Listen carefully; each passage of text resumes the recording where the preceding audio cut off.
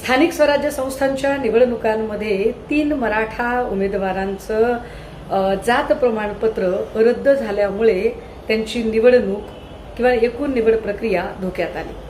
आणि या निमित्ताने पुन्हा एकदा आत्ता चर्चा सुरू झाली आहे ती मराठा आरक्षणाचं नेमकं झालं काय आणि खरंच शिंदेंनी आरक्षण दिलेलं खरं आरक्षण होतं का।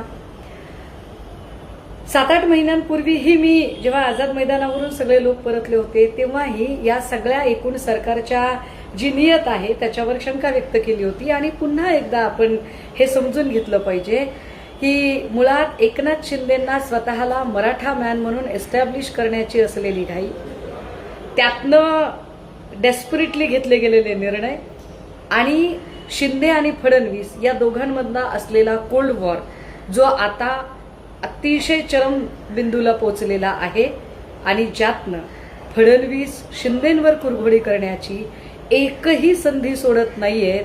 त्यामुळे मराठा आरक्षणाच्या संदर्भाने जर शिंदे भूमिका काही घेणार असतील तर फडणवीस ती भूमिका घेऊ देतील। ते फडणवीस कसले, पण मुळात फडणवीसांच्या भूमिकेवर जर शिंदेंच्या भूमिका अवलंबून असतील तर शिंदेंनी मराठा समुदायाला एक पोकळ शब्द दिलाच का बरं।